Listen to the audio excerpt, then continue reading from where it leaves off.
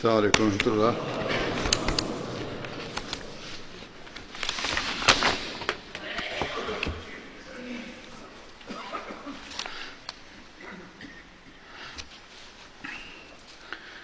أشهد أن لا إله إلا الله أشهد أن لا إله إلا الله وحده لا شريك له وأشهد أن محمدا عبده ورسوله. أما بعد فأعوذ بالله من الشيطان الرجيم. بسم الله الرحمن الرحيم. الحمد لله رب العالمين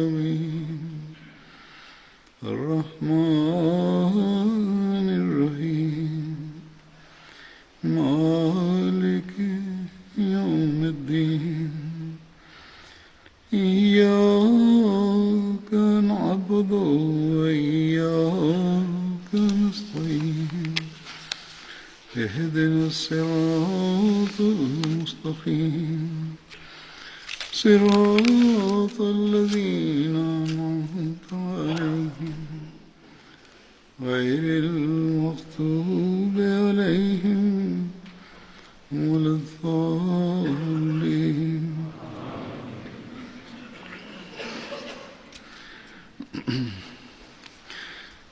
آج بھی بدری صحابہ کا ذکر ہوگا جن کا آج پہلے ذکر ہے. ان صحابی کا ان کا نام ہے حضرت عامر بن سلمہ. حضرت عامر بن سلمہ کو عمر بن سلمہ بھی کہا جاتا ہے. ان کا تعلق قبیلہ بلی سے تھا. بلی عرب کا ایک قدیم قبیلہ قبیلہ قضاء کی ایک شاخ ہے جو یمن کے علاقے میں واقع ہے. اسی نسبت سے انہیں عامر بن سلمہ بلوی بھی کہا جاتا ہے. حضرت عامر انصار کے حلیف تھے. حضرت عامر بن سلمہ کو غزوہ بدر اور احد میں شامل ہونے کی سعادت نصیب ہوئی. دوسرے صحابی جن کا ذکر ہے کا نام ہے حضرت عبداللہ بن سراقہ. حضرت عبداللہ بن سراقہ کا تعلق قریش کے قبیلہ بنو عدی سے تھا جو حضرت عمر بن خطاب کا قبیلہ تھا. حضرت عبداللہ بن سراقہ کا پانچویں پشت پر ریحہ نامی شخص پر جا کر حضرت عمر سے اور 10ویں پشت پر کعب بن نامی شخص پر جا کر نبی کریم صلی اللہ علیہ وسلم کے ساتھ شجرہ نسب اکٹھا ہو جاتا ہے.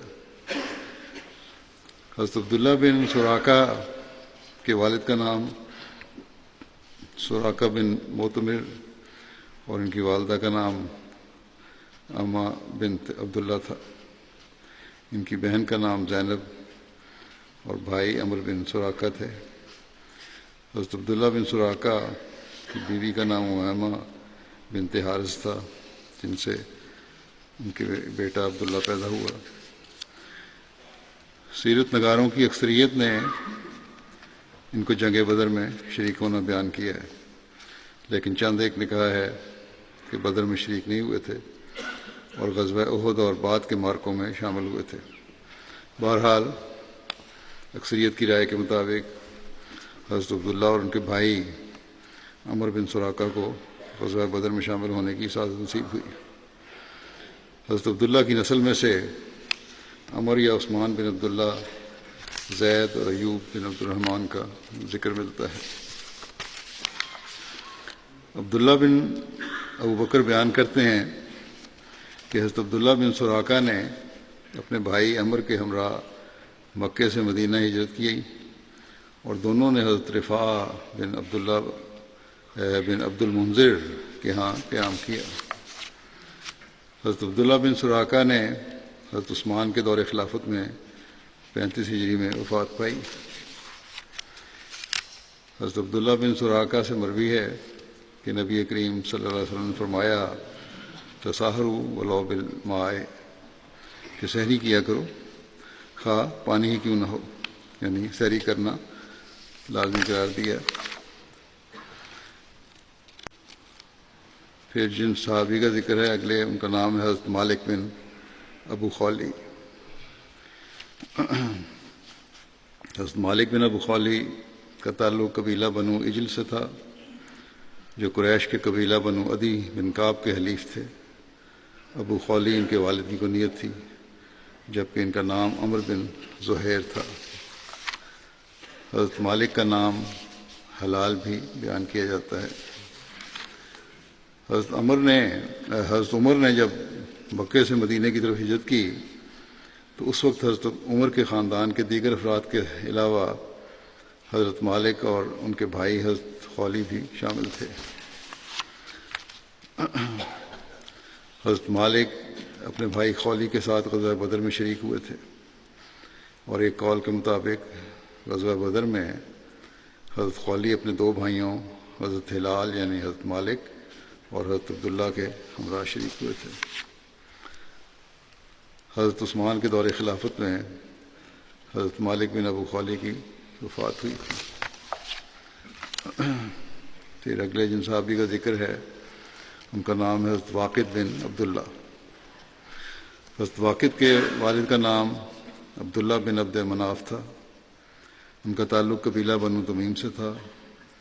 حضرت واقد خطاب بن نفیل کے حلیف تھے، اور ایک قول کے مطابق وہ قریش کے قبیلہ بنو عدی بن کعب کے حلیف تھے۔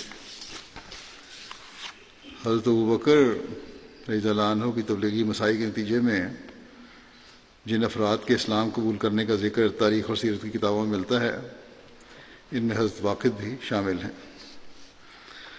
حضرت واقد نے نبی کریم صلی اللہ علیہ وسلم کے دار ارقم میں تشریف لے جانے سے پہلے اسلام قبول کر لیا تھا۔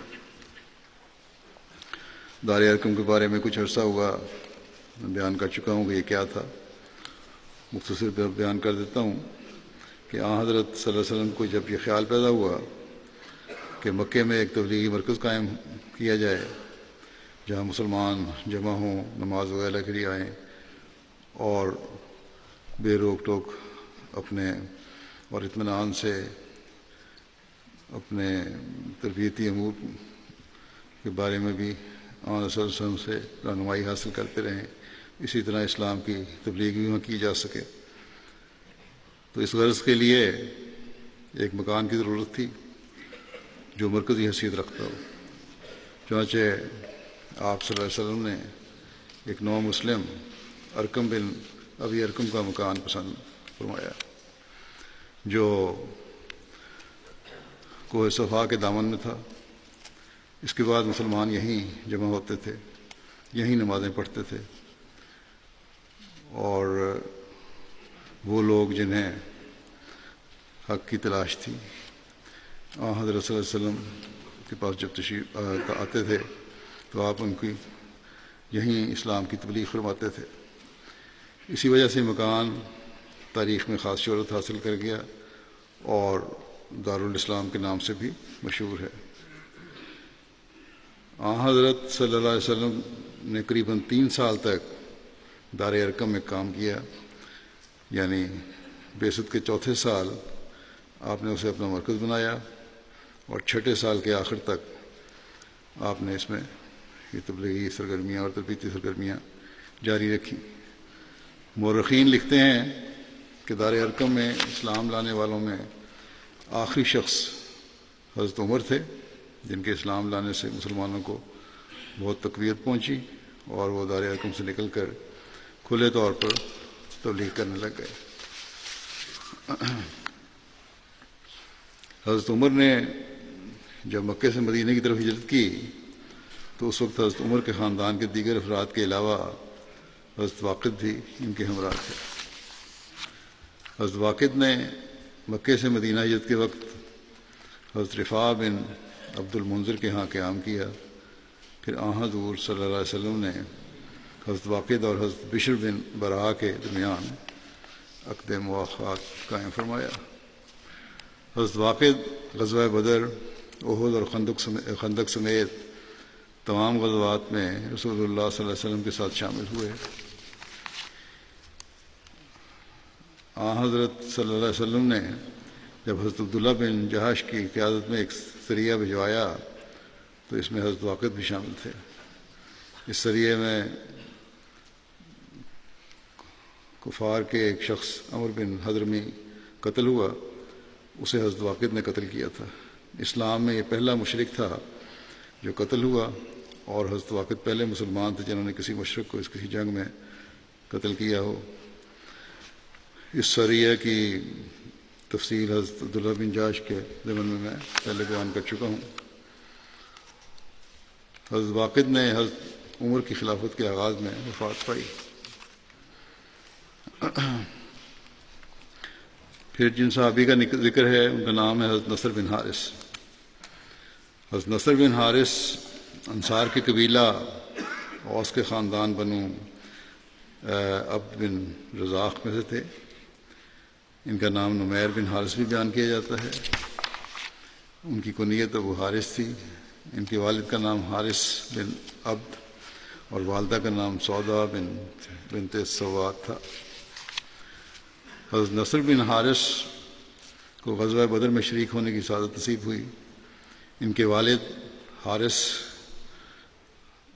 رضی اللہ عنہ کو بھی حضور صلی اللہ علیہ وسلم کے صحابی ہونے کا شرف حاصل تھا۔ حضرت نصر جنگ قادسیہ میں شہید ہوئے۔ قادسیہ ایران یا موجودہ عراق میں ایک مقام ہے جو کوفہ سے 45 میل کے فاصلے پر واقع ہے، اور 14 ہجری میں حضرت عمر فاروق کے دور خلافت میں مسلمانوں اور ایرانیوں کے درمیان قادسیہ کے مقام پر ایک فیصلہ کن جنگ لڑی گئی تھی، جس کے نتیجے میں پھر ایرانی سلطنت مسلمانوں کے قبضے میں آ گئی تھی۔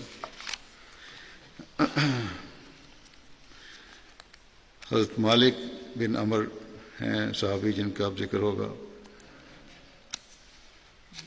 حضرت مالک بن عمر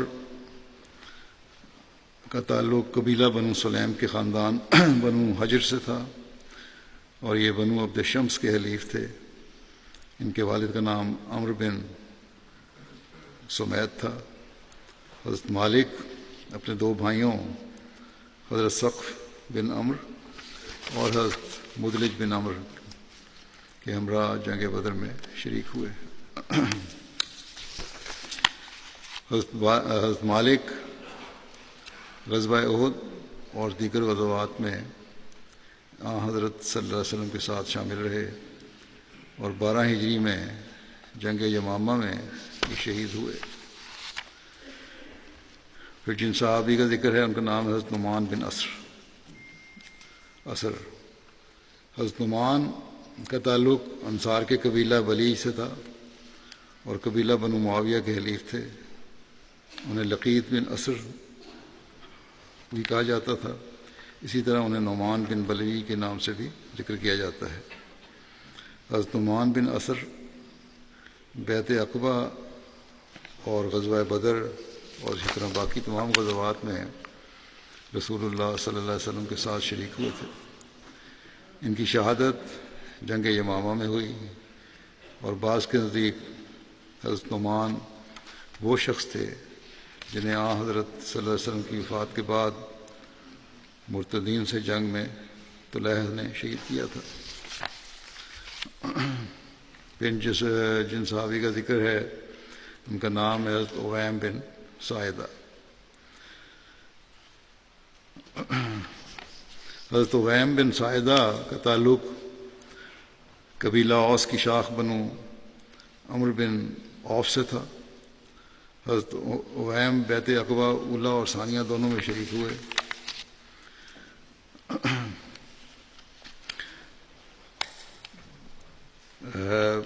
سیرت خاتون نبیین میں جو حوالہ ہے اس کے مطابق بیعت عقبہ اولیٰ سے قبل مدینہ کے انصار کا ایک گروہ نبی کریم صلی اللہ علیہ وسلم پر ایمان لایا تھا، جن کی تعداد 6 تھی، اور بعض روایات میں 8 افراد کا بھی ذکر ملتا ہے۔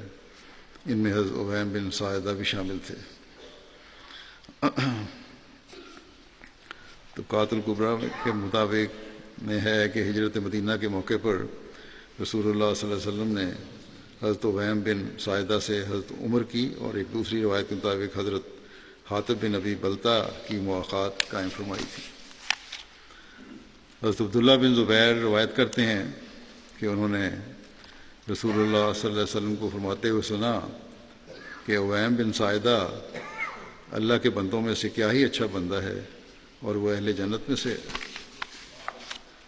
ایک روایت کے مطابق جب یہ آیت نازل ہوئی کہ فیہ رجال یحبون ان یتطہروا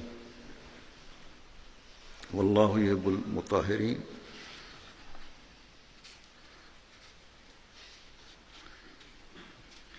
تو رسول اللہ صلی اللہ علیہ وسلم نے فرمایا کہ عویم بن ساعدہ جو کیا ہی اچھا بندہ ہے وہ بھی ان لوگوں میں سے ہے۔ یعنی اس آیت کا ترجمہ یہ ہے کہ اس میں آنے والے ایسے لوگ بھی ہیں جو خواہش رکھتے ہیں کہ بالکل پاک ہو جائیں، اور اللہ کامل پاکیزگی اختیار کرنے والوں کو پسند کرتا ہے۔ فیہ رجال یحبون ان یتطہروا واللہ یحب المطہرین۔ حضرت عویم بن ساعدہ غزوہ بدر، احد اور خندق سمیت تمام غزوات میں رسول اللہ صلی اللہ علیہ وسلم کے ساتھ شریک ہوئے۔ عاصم بن سوید بیان کرتے ہیں کہ انہوں نے حضرت عویم بن ساعدہ کی بیٹی عبیدہ کو یہ کہتے ہوئے سنا کہ حضرت عمر بن خطاب جب حضرت عویم بن ساعدہ کی قبر پر کھڑے تھے تو انہوں نے فرمایا دنیا میں کوئی شخص یہ نہیں کہہ سکتا کہ وہ اس صاحب قبر سے بہتر ہے۔ رسول اللہ صلی اللہ علیہ وسلم کے لیے جو بھی جھنڈا گاڑا گیا عویم اس کے سائے تلے ہوتے تھے۔ ایک روایت میں آتا ہے کہ جاہلیت کے زمانے میں حارث کے باپ سوید نے حضرت مجزر کے باپ زیاد کو قتل کر دیا۔ اس کے بعد ایک دن مقتول کے بیٹے حضرت مجزر نے سوید پر قابو پا لیا اور انہوں نے اپنے باپ کے قاتل کو مار ڈالا۔ یہ دونوں واقعات اسلام سے پہلے کے ہیں، اور یہی واقعہ جنگ بواس جو اوس اور خزرج کے درمیان جنگ تھی اس کا سبب بنا تھا۔ اس کے بعد جب رسول اللہ صلی اللہ علیہ وسلم مدینہ تشریف لے آئے تو دونوں مقتولوں کے بیٹوں نے یعنی حارث بن سوید اور حضرت مجزر بن زیاد مسلمان ہو گئے، انہوں نے اسلام قبول کر لیا، اور دونوں ہی غزوہ بدر میں شریک بھی ہوئے تھے۔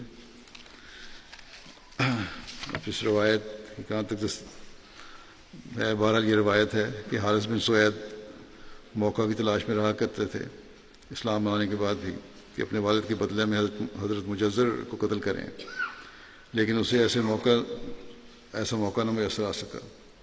غزوہ احد میں جب قریش نے مڑ کر مسلمانوں پر حملہ کیا تو حارث بن سوید نے پیچھے سے حضرت مجزر کی گردن پر وار کر کے انہیں شہید کر دیا۔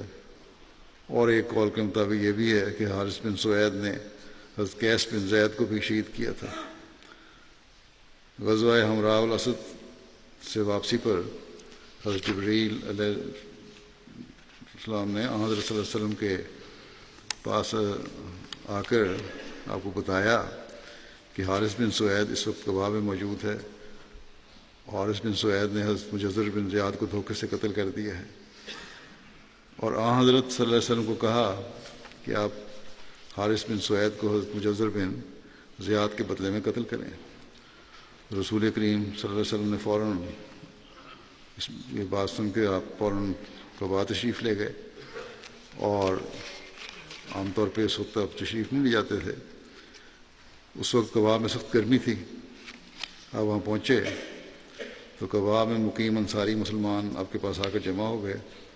ان میں حارث بن سوید بھی تھا جو ایک یا دو زرد رنگ کی چادریں لپیٹے ہوئے تھا۔ حضرت عمیمر بن ساعدہ نے حضرت صلی اللہ علیہ وسلم کے ارشاد پر مسجد قباء کے دروازے پر حارث بن سوید کو قتل کیا۔ سیرت حلبیہ میں ان کا نام جن کا ذکر ہو رہا ہے صحابی کا، وہ عویم کے بجائے عویمر بھی لکھا ہوا ہے، جبکہ باقی طبقات ابن سعد اور باقی جگہوں میں آپ کا نام عویم بن ساعدہ ہی ہے۔ بہرحال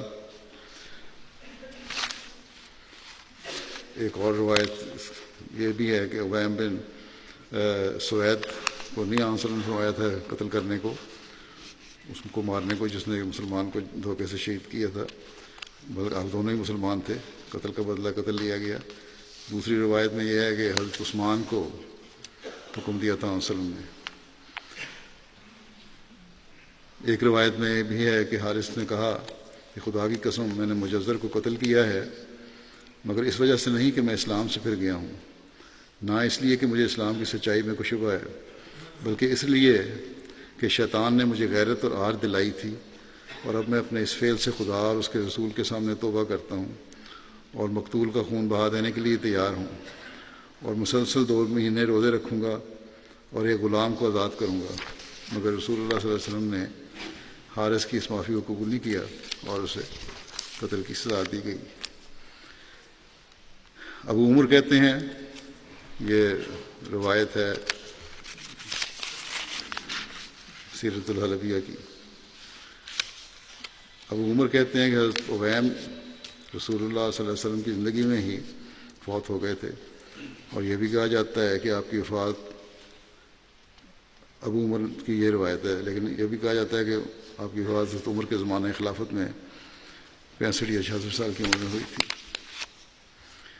اگلے صحابی جن کا ذکر ہے ان کا نام ہے حضرت نعمان بن سنان۔ حضرت نعمان بن سنان کا تعلق انصار کے قبیلہ خزرج کے خاندان بنو نعمان سے تھا۔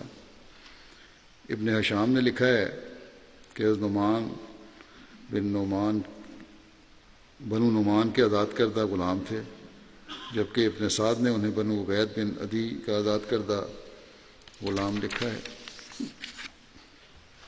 حضرت نعمان بن سنان کو غزوہ بدر و غزوہ احد میں شامل ہونے کی توفیق ملی۔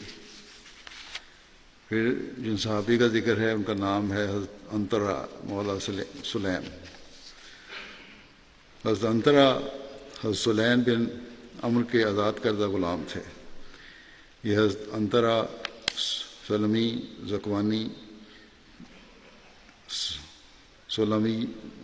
زکوانی تھے، اور وہ قبیلہ بنو سواد بن غنم کے حلیف تھے جو انصار کی ایک شاخ تھی۔ حضرت انطرا غزوہ بدر اور غزوہ احد میں شامل ہوئے۔ غزوہ احد کے روز شہید ہوئے۔ انہیں نوفل بن معاویہ دلی نے شہید کیا۔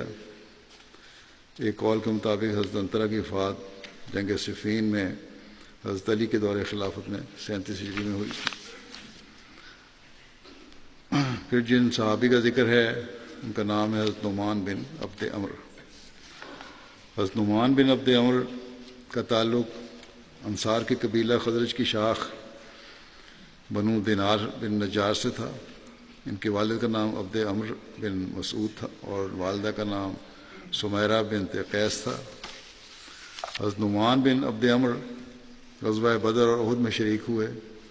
جنگ بدر میں ان کے بھائی ضحاک بن عبد عمر بھی ان کے ساتھ شریک ہوئے۔ حضرت نعمان بن عبد عمر کو غزوہ احد میں شہادت کا رتبہ نصیب ہوا۔ حضرت نعمان اور حضرت ضحاک کا ایک تیسرا بھائی بھی تھا جن کا نام قطبہ تھا۔ انہیں بھی حضور صلی اللہ علیہ وسلم کے صحابی ہونے کا شرف حاصل تھا۔ واقعہ بئر معونہ میں حضرت قطبہ کی شہادت ہوئی تھی۔ محمد بن سعد بن ابی وقاص سے روایت ہے کہ رسول اللہ صلی اللہ علیہ وسلم بنو دینار کی ایک عورت کے پاس سے گزرے جس کا خاوند، بھائی اور باپ رسول اللہ صلی اللہ علیہ وسلم کے ساتھ غزوہ احد میں شریک ہوئے اور وہ سب شہید ہو گئے تھے۔ جب ان کی تعزیت اس عورت سے کی گئی تو اس نے پوچھا رسول اللہ صلی اللہ علیہ وسلم کو کیا حال ہے؟ تو لوگوں نے کہا کہ اے ام فلاں آپ ٹھیک ہیں، اور الحمدللہ ایسا ہی ہے، ایسے ہی ہیں جیسا کہ تو پسند کرتی ہے۔ تو اس عورت نے جواب دیا کہ مجھے دکھاؤ، میں آپ کو دیکھنا چاہتی ہوں۔ پھر اس عورت کو رسول اللہ صلی اللہ علیہ وسلم کی طرف اشارہ کر کے دکھایا گیا۔ جو اب اس نے آن رسول کو دیکھا تو کہنے لگی کہ ہر مصیبت آپ کے بعد معمولی ہے۔ ایک اور روایت میں اس عورت کے بیٹے کے شہید ہونے کا بھی ذکر ملتا ہے۔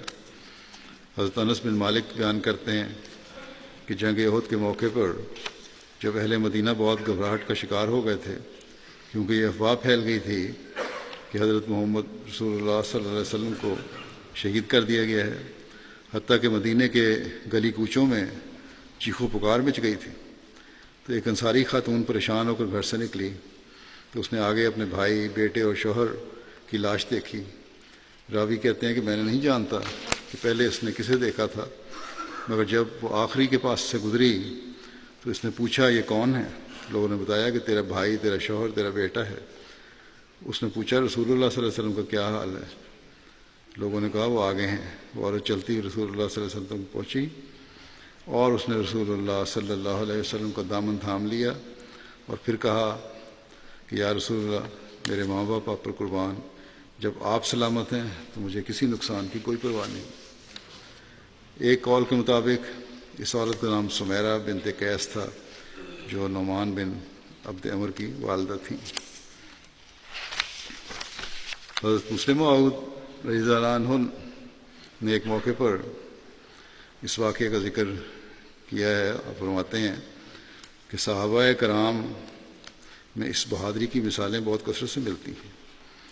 دنیاوی لوگوں میں تو کروڑوں لوگوں اور سینکڑوں ملکوں میں سے ایک آدھ مثال ایسی مل سکے گی، مگر صحابہ میں، چند ہزار صحابہ میں سینکڑوں مثالیں ملتی ہیں۔ کیسی اعلیٰ درجے کی مثال ہے جو ایک عورت سے تعلق رکھتی ہے۔ اور مسلم فرماتے ہیں کہ میں کئی دفعہ اسے بیان کر چکا ہوں، یہ مثال میں بھی یہاں کئی دفعہ بیان کر چکا ہوں، جو اس قابل ہے کہ ہر مجلس میں سنائی جائے اور اس کی یاد کو تازہ رکھا جائے۔ بعض واقعات ایسے شاندار ہوتے ہیں کہ بار بار سنائے جانے کے باوجود پرانے نہیں ہوتے۔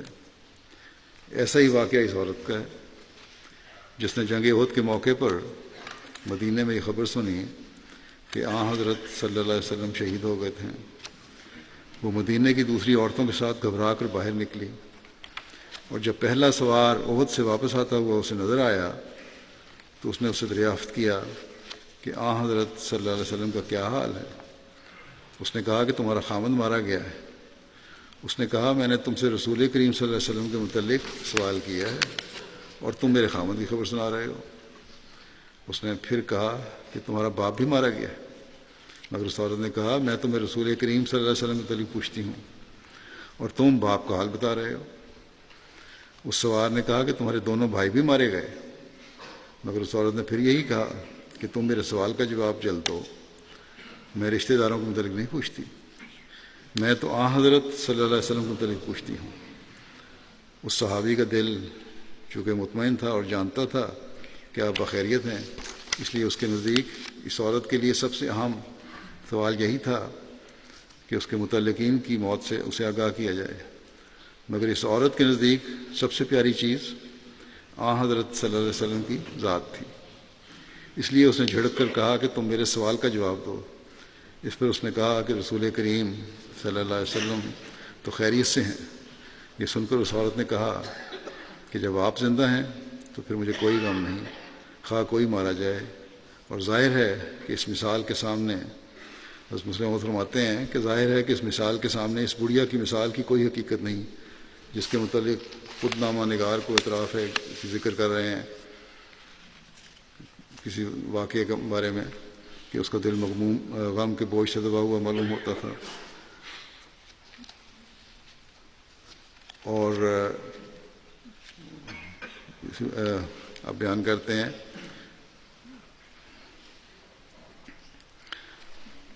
وہ دل میں رو رہی تھی،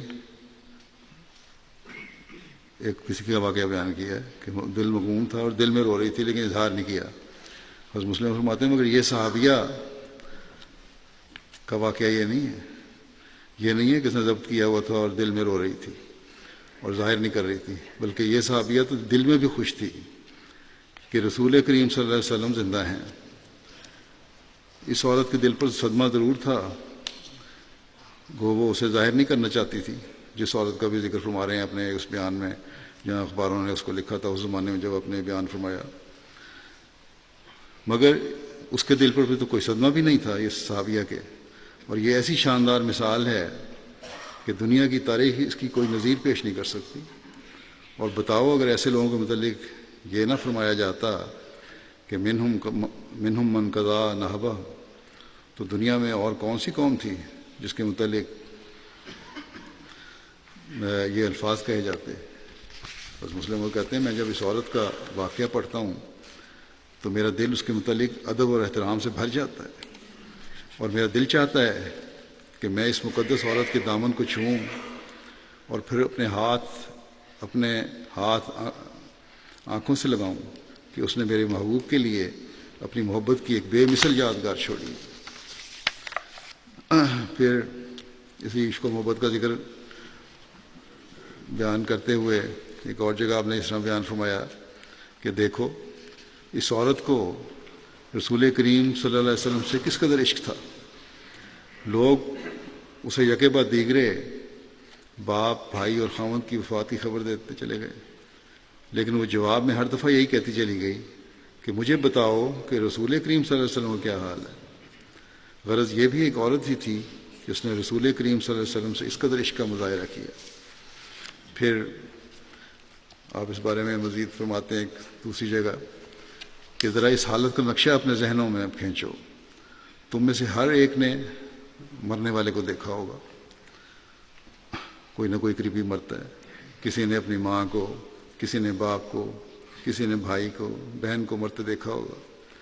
ذرا وہ نظارہ تو یاد کرو کہ کس طرح اپنے عزیزوں کے ہاتھوں میں اور گھروں میں اچھے سے اچھے کھانے پکوا کر اور کھا کر، علاج کروا کر اور خدمت کرا کر مرنے والوں کی حالت کیا ہوتی ہے، اور کس طرح گھر میں قیامت برپا ہوتی ہے، اور مرنے والوں کو سوائے اپنی موت کے کسی دوسری چیز کا خیال تک بھی نہیں ہوتا، مگر حضرت صلی اللہ علیہ وسلم نے اپنے صحابہ کے دلوں میں ایسا عشق پیدا کر دیا تھا کہ انہیں آپ کے مقابلے میں کسی اور چیز کی پرواہ ہی نہ تھی، مگر یہ عشق صرف اس وجہ سے تھا کہ آپ خدا تعالیٰ کے پیارے ہیں۔ حضرت صلی اللہ علیہ وسلم سے اگر عشق تھا تو اس وجہ سے تھا کہ آپ صلی اللہ علیہ وسلم خدا تعالیٰ کے پیارے ہیں، آپ کے محمد ہونے کی وجہ سے عشق نہیں تھا، بلکہ آپ کے رسول اللہ ہونے کی وجہ سے تھا۔ پھر آپ فرماتے ہیں کہ وہ لوگ دراصل خدا تعالیٰ کے عاشق تھے، اور چونکہ خدا تعالیٰ محمد رسول اللہ صلی اللہ علیہ وسلم سے پیار کرتا تھا، اس لیے آپ کے صحابہ آپ سے پیار کرتے تھے، اور صرف مرد ہی نہیں بلکہ عورتوں کو بھی دیکھ لو، ان کے دلوں میں بھی آپ کی ذات کے ساتھ کیا محبت اور کیا عشق تھا۔ پھر یہ اس عورت کا واقعہ بھی بیان فرمایا آپ نے۔ پھر یہ آپ فرماتے ہیں کہ یہ محبت تھی جو خدا تعالیٰ نے حضرت صلی اللہ علیہ وسلم کے متعلق ان لوگوں کے دلوں میں پیدا کر دی تھی، مگر باوجود اس کے وہ خدا تعالیٰ کو ہر چیز پر مقدم رکھتے تھے، اور یہی توحید تھی جس نے ان کو دنیا میں ہر جگہ غالب کر دیا تھا۔ خدا تعالیٰ کے مقابلے میں وہ نہ ماں باپ کی پرواہ کرتے تھے، اور نہ بہن بھائیوں کی، اور نہ بیویوں کی اور خاوندوں کی۔ ان کے سامنے ایک ہی چیز تھی، اور وہ یہ کہ ان کا خدا ان سے راضی ہو جائے۔ اسی لیے اللہ تعالیٰ نے ان کے لیے رضی اللہ عنہم فرما دیا۔ انہوں نے اللہ تعالیٰ کو ہر چیز پر مقدم کر لیا، اور اللہ تعالیٰ نے ان کو مقدم کیا، مگر فرماتے ہیں کہ بعد میں مسلمانوں کی یہ حالت نہ رہی، اور اب اگر ان کو اللہ تعالیٰ سے تعلق ہے تو محض دماغی ہے، دماغ میں ضرور ہے کہ ہم اللہ تعالیٰ کو مانتے ہیں، توحید کے قائل ہیں، دل میں نہیں ہے۔ یہ رسول کریم صلی اللہ علیہ وسلم کا ذکر اگر ان کے سامنے کیا جائے تو ان کے دلوں میں محبت کی تاریں ہلنے لگتی ہیں۔ رسول کریم صلی اللہ علیہ وسلم کے عزیزوں کے ذکر پہ بھی تاریں ہلتی ہیں۔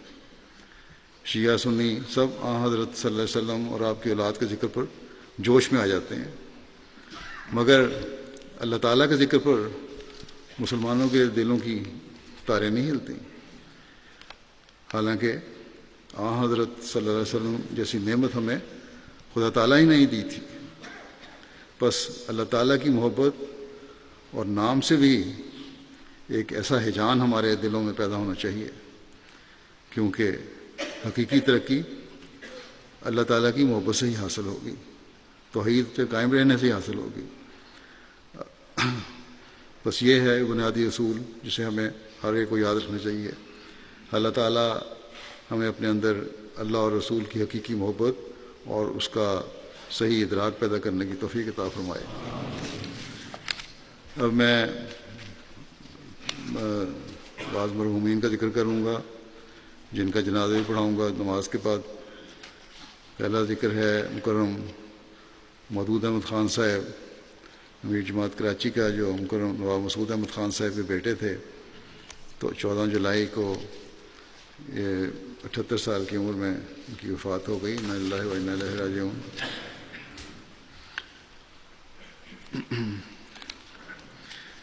12 اپریل 1941 میں یہ قادیان میں پیدا ہوئے تھے۔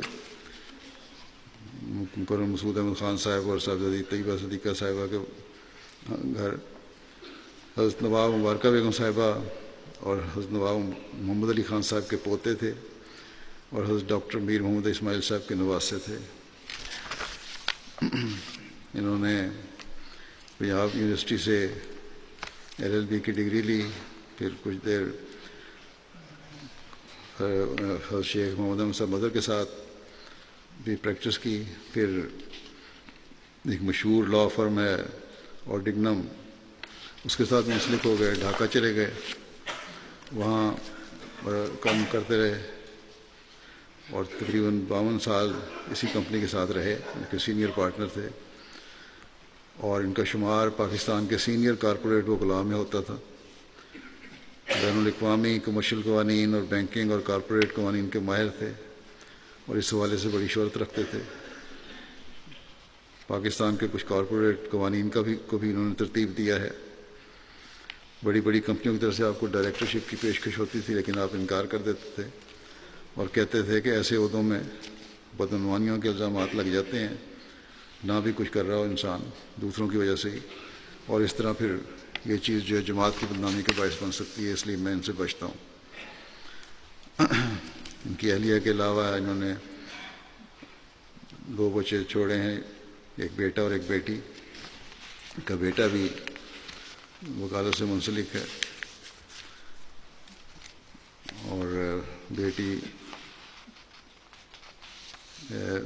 کینیڈا میں ہے اپنے خامد کے ساتھ۔ خامد ان کے میاں جو ہے لڑکی کا یا محبوب خان صاحب کا داماد، یہ مکرم صاحب مرزا مبارک احمد صاحب کا کی پوتی کا بیٹا ہے۔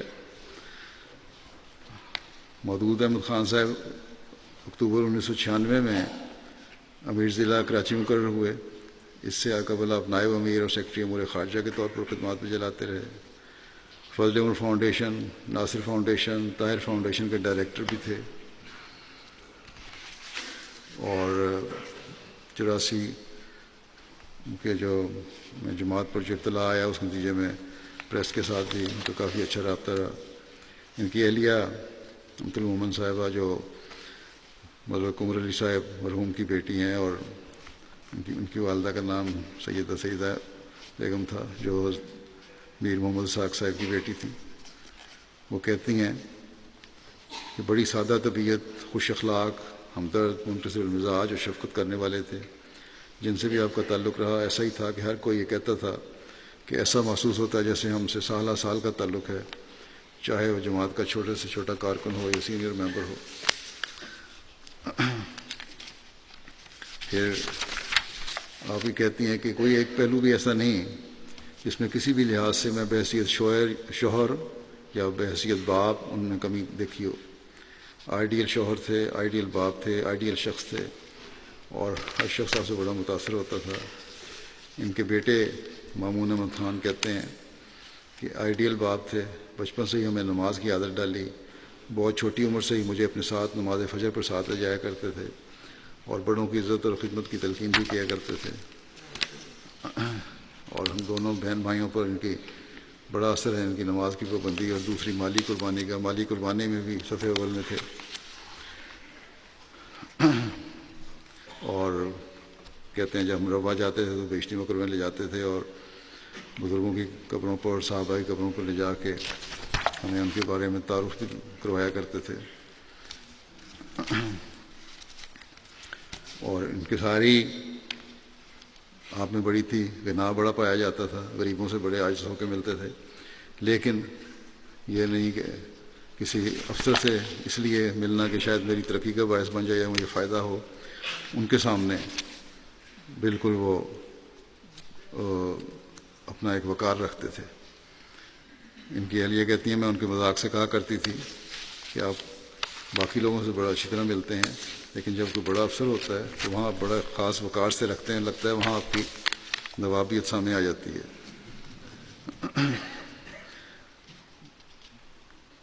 پھر سندھ کے اسیران کے لیے انہوں نے بڑا کام کیا، فیملیز شہداء کی فیملیز کے لیے وہاں کافی کام کرتے تھے، دوروں پر ان کی اہلیہ کہتی ہیں مجھے بھی لے جاتے تھے، ان فیملیوں کا خیال رکھتے، ان کو تحائف دلواتے۔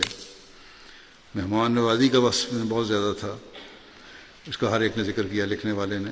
ان کی اہلیہ بھی کہتی ہیں کہ بعض دفعہ 10 منٹ پہلے فون آتا تھا کہ اتنے مہمان آ رہے ہیں، کھانا تیار کر دو، اور ہمیشہ فون پر اطلاع دیتے اور فوراً فون بند کر دیتے تاکہ کوئی عذر کرنے کا موقع ہی نہ ملے۔ خلافت سے ان کا بے انتہا ادب کا اور پیار کا تعلق تھا، اخلاص کا تعلق تھا۔ ان کے بیٹے کہتے ہیں مجھے اور میری بہن کو اور دوسرے بچوں کو بھی ہمارے تلقین کرتے کہ ہفتے میں ایک بار تم نے حضوری طور پر خلیفہ وقت کو اپنے حالات بتانے کے خط لکھنا ہے اور فیکس کرنی ہے اور اس تعلق کو بڑھانا ہے۔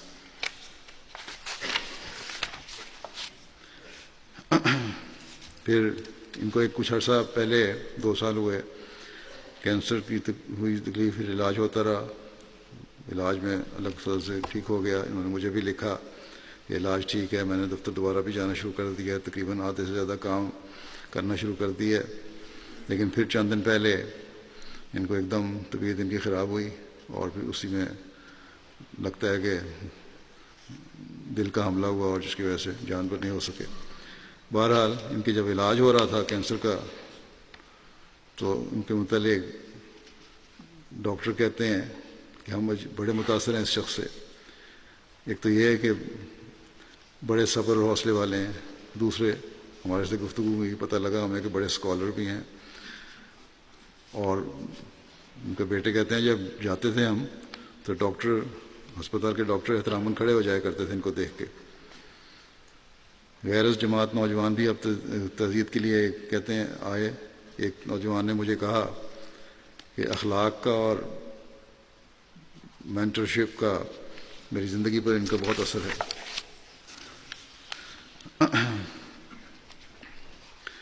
پھر ان کی اہلیہ کہتی ہیں کہ ایک خاص وصف تھا کہ چندوں کا بڑے پابند تھے۔ کہتی ہیں میں نے کبھی بڑی اچھی آمد تھی ان کی، بڑے صاحب حیثیت تھے۔ کہتی میں نے کبھی چند آمد نہیں پوچھی، کبھی خیال دل میں آیا بھی تو پھر ضرورت نہیں ہوئی کبھی، لیکن کبھی کبھی چندوں کی لسٹ پر جب نظر پڑتی تھی تو پتہ لگتا تھا کہ کتنے چندے یہ دے رہے ہیں، اس لحاظ سے کیا آمد ہے۔ پھر اس کے علاوہ مرحومین کے چندوں کی بھی ایک لمبی فہرست تھی۔ کہتے تھے گھر کا خرچ کم کرو اور قربانی زیادہ کرو جماعت کے لیے۔ بلکہ یہ کہتی ہیں مجھے تو یہ احساس بعض ہوتا تھا کہ یہ کماتے ہی اس لیے زیادہ سے جماعت کو زیادہ سے زیادہ دیں۔ شکووں سے شدید نفرت تھی، اور یہ تو ہر کوئی ان کے متعلق کہتا ہے، میں بھی گواہ ہوں۔ سخت نفرت تھی اور منع کیا کرتے تھے۔ کبھی کہتے ہیں ان کی اہلیہ کہ کسی کے خلاف بات نہیں سنی۔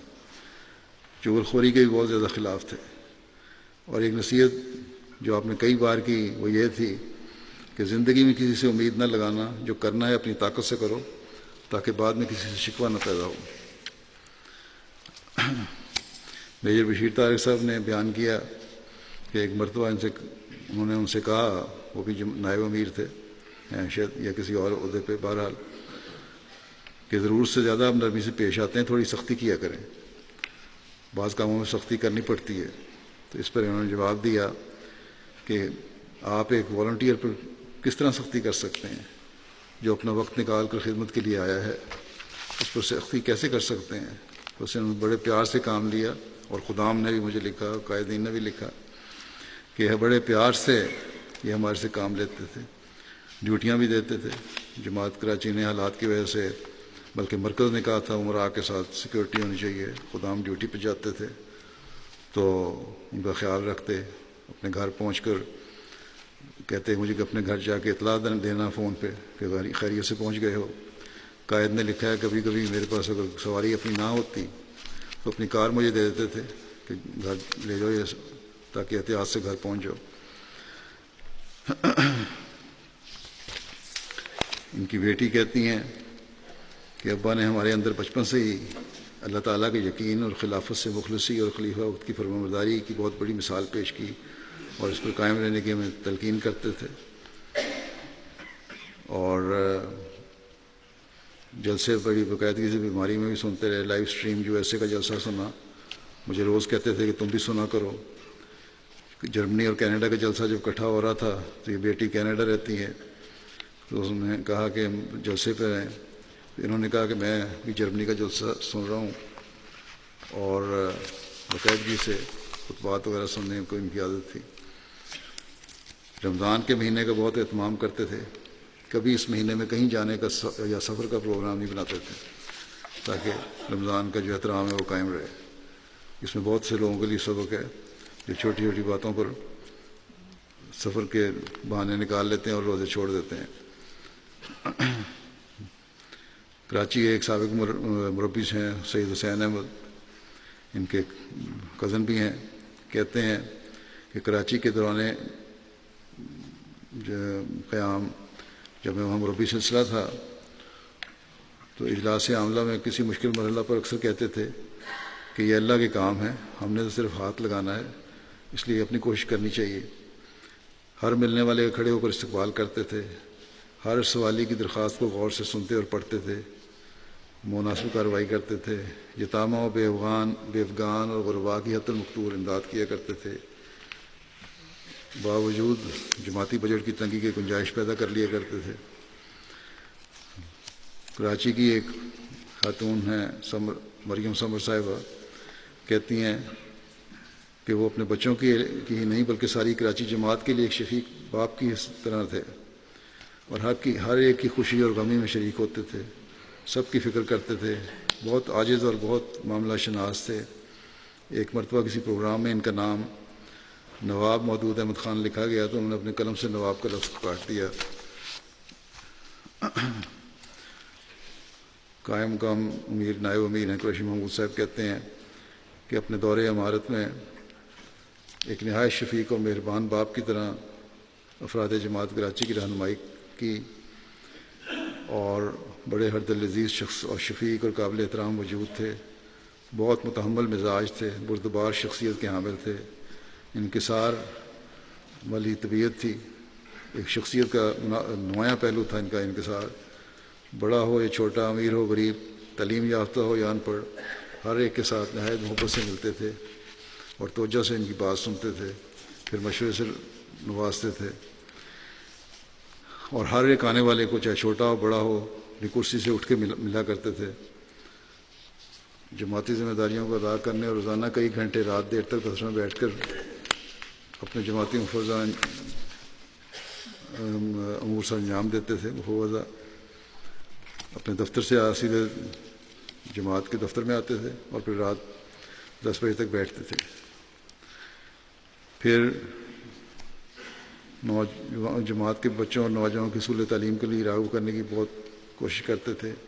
بحیثیت امیر اب ہر شعبہ کے سیکرٹری سے نیز صدران حلقہ جات سے ذاتی رابطہ رکھتے تھے اور گاہے بگاہے ان کے شعبہ جات کے کاموں میں ان کی رہنمائی کیا کرتے تھے۔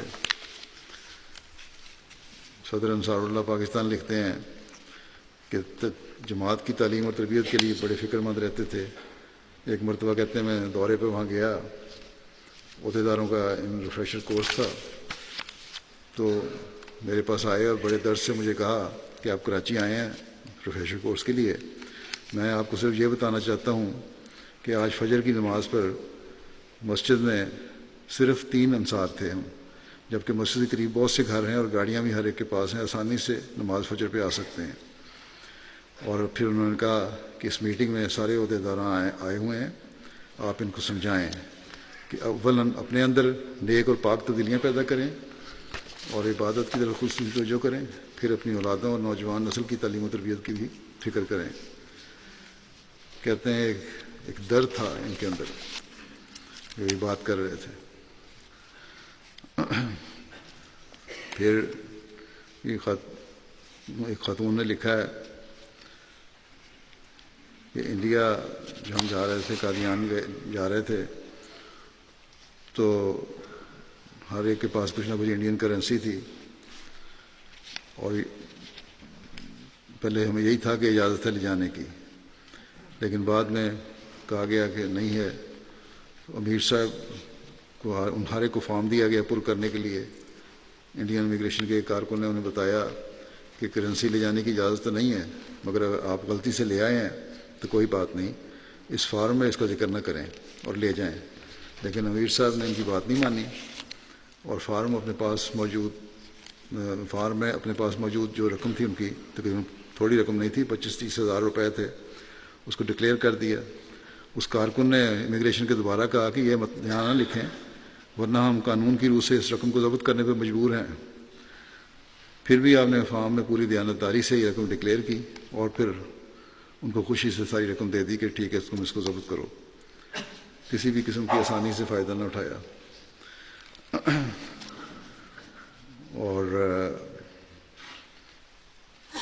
جیسا کہ میں نے ذکر کیا، خدا نے بھی لکھا کہ بڑی خاص توجہ ہوتی تھی ہم پر، ڈیوٹی دینے والوں کا شکریہ ادا کرتے تھے، اور اس طرح شکر گزار ہوتے تھے جس طرح ہم نے بہت احسان کیا ہے ہم نے ان پر. امتیاز حسین شاہد صاحب کہتے ہیں، کراچی کے ڈرگ روڈ کے امیر ہیں، کہ اگر میں ان کی شخصیت کو ایک کوزے میں بند کرنے کی کوشش کروں تو جو صفات سامنے آئیں گی وہ یہ ہیں: عاجزی اور انکساری، عشق خلافت اور احترام نظام جماعت. پھر یہ کہتے ہیں کہ 2016 میں کراچی میں امارات مقامی کا نظام قائم ہوا اور ان کا تقرر ہو گیا امیر کے طور پر. کہتے ہیں میں گیا امیر صاحب ضلع کے پاس، بڑی بھاری ذمہ داری عائد ہو گئی ہے. تو انہوں نے مجھے کہا کہ بھاری ذمہ داری تو ہے، لہٰذا ہمیشہ یاد رکھیں کہ کبھی کوئی مشکل پیش آئے تو خلیفہ وقت کو دعا کے لیے خط لکھ دیا کریں، اور اللہ تعالیٰ پھر فضل فرماتا ہے. اور کہا کہ میں بھی یہی کرتا ہوں. اس لیے بڑی باقاعدگی سے ان کے ہر ہفتے جمعے سے پہلے ہر اہم جو بھی کوئی فنکشن ہوتا کراچی کا، یا کوئی واقعہ ہوتا، یا چندوں کے سال کے آخر ہوتے، ضرور دعا کے لیے لکھا کرتے تھے مجھے. قائد خدام الحمدیہ ہیں بلال حیدر ٹیپو کہتے ہیں کہ امیر صاحب کو سورۃ المومنین سے بہت لگاؤ تھا، مومنون سے. اکثر خدام الحمدیہ کے پروگرام میں تلاوت ہوتی تو مجھے کہتے تھے سورۃ المومنون تلاوت کروائیں، اور پھر اب پیار سے نصیحت بھی کرتے کہ اس سورت کو غور سے پڑھا کرو، شروع کا حصہ خاص طور پہ. کہتے ہیں آج بھی جب میں سوچتا ہوں دل گواہی دیتا ہے کہ انہوں نے اپنی نمازوں کی حفاظت اور ہر لغویات سے پرہیز کیا، اور انہوں نے ہمیں ایک مثال بن کر دکھایا کہ مومن فلاح کیسے پا سکتے ہیں. اور کہتے ہیں دوسری نصیحت جو مجھے یاد ہے وہ یہ ہے کہ ایک دن مجھے اکیلے میں انہوں نے پیار سے کہا کہ میری زندگی کا یہ نچوڑ ہے کہ ہر ہفتے خلیفہ وقت کو خط ضرور لکھا کرو. اور بڑے پیار سے مجھے یہ بات سمجھائی، اور کہتے ہیں میں بھی اس سے فائدہ اٹھا رہا ہوں. خلافت کی اطاعت حقیقت میں بہت زیادہ تھی اور بڑا احترام تھا. ایک فنکشن تھا خاندان کا ہی، وہاں کچھ ایسی باتیں ہوئیں جو مجھے پتہ لگیں. میں نے ان کو بھی لکھا کہ آپ بھی وہاں موجود تھے اور اس طرح نہیں ہونا چاہیے تھا. مجھے امید نہیں تھی. اس پر ان کا خط آیا کہ میں پہلے تو معافی کا خط تھا، اس کے بعد انہوں نے مجھے لکھا کہ مجھے خوشی بھی اس بات پہ ہوئی کہ ہم آزاد نہیں ہیں، ہمیں کوئی احساس دلانے والا ہے، ہماری کوئی تربیت کرنے والا ہے. اور بڑا شکریہ بھی ادا کیا. ساتھ ہی میرا انہوں نے رشتے میں بڑے تھے، وہ رشتے کا تعلق تھا. خلافت سے پہلے میرا ان سے کافی ان سے کو میں احترام کا جو رشتہ تھا وہ تو قائم تھا ہی، لیکن جب میرے خلیفہ منتخب ہونے کے بعد انہوں نے انتہائی عاجزی سے، بلکہ جب میں ناظر اعلیٰ ہوا ہوں مقرر کیا گیا اس لیے رابع نے، اس وقت بھی بڑی عاجزی سے انہوں نے نظام کے کا احترام کرتے ہوئے میری ہر طرح سے انہوں نے وفا اور عزت کا سلوک کیا، اللہ تعالیٰ ان سے مغفرت اور رحمت کا سلوک فرمائے، ان کے درجات بلند فرمائے، ان کے بچوں کو بھی ان کی نیکیاں جاری رکھنے کی توفیق عطا فرمائے۔ دوسرا جنازہ جو ہے وہ خلیفہ عبدالعزیز صاحب نائب امیر جماعت کینیڈا کا ہے، جو 9 جولائی کو حرکت قلب بند ہو جانے کی وجہ سے 84 سال کی عمر میں وفات پا گئے۔ انا للہ و انا الیہ راجعون۔ ان کا تعلق جموں کشمیر کے مشہور احمدی خلیفہ خاندان سے تھا۔ ان کے والد حضرت خلیفہ عبدالرحیم صاحب، دادا حضرت خلیفہ نور الدین صاحب جمونی، اور نانا حضرت عمر بخش صاحب تینوں حضرت مسیح علیہ السلام کے صحابی تھے۔ ان کے دادا کو سری نگر کشمیر کے محلہ خان یار میں حضرت عیسیٰ کی قبر دریافت کرنے کی سعادت نصیب ہوئی تھی، جس کا حضرت مسیح علیہ السلام نے اپنی تصانیف میں متعدد جگہ ذکر فرمایا ہے۔ کینیڈا جماعت کے اولین ممبران میں سے تھے۔ 1967 میں پاکستان سے کینیڈا شفٹ ہوئے۔ پیشے کے اعتبار سے وکیل تھے، پھر وہاں انہوں نے اپنی لاء فرم قائم کی، پھر جماعت کو بھی قانونی معاملات میں ہمیشہ مدد دیا کرتے تھے۔ کینیڈا جماعت میں ان کی خدمات کا عرصہ نصف صدی سے زائد ہے۔ کینیڈا کے پہلے نیشنل صدر تھے، پہلے صدر قضاء بورڈ تھے، اور آخر دم تک نائب امیر کینیڈا کے طور پر بھی خدمت کی توفیق پائی۔ 2010 میں ان کو حج کرنے کی سعادت نصیب ہوئی۔ انتہائی مل نثار، ہر دل عزیز، ہنسمکھ، معاملہ فہم، صاحب الرائے اور ایک نیک مخلص باوفا انسان تھے۔ صحت کی خرابی کے باوجود اپنے مفوضہ فرائض آخر وقت تک بڑی ہمت سے ادا کرتے رہے۔ خلافت سے گہری محبت اور عقیدت کا تعلق تھا، اور ہمیشہ ہر جو بھی یہاں سے ہدایت جاتی تھی اس پہ بڑی کوشش کرتے تھے کہ عمل کریں۔ اللہ کے فضل سے موسی تھے۔ اللہ تعالیٰ ان سے مغفرت اور رحم کا سلوک فرمائے، ان کے لواحقین کو صبر و حوصلہ دے اور ان کی نیکیوں کو جاری رکھنے کی توفیق دے۔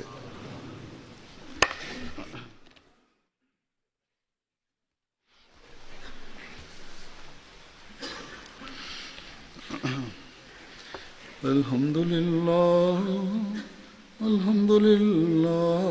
نحمده ونستعينه ونستغفره ونؤمن به ونتوكل عليه ونعوذ بالله من شرور أنفسنا ومن سيئات أعمالنا من يهده الله فلا مضل له ومن يضلل فلا هادي له ونشهد أن لا إله إلا الله ونشهد أن محمدا عبده ورسوله عباد الله رحمكم الله إن الله يأمر بالعدل والإحسان وإيتاء ذي القربى وينهى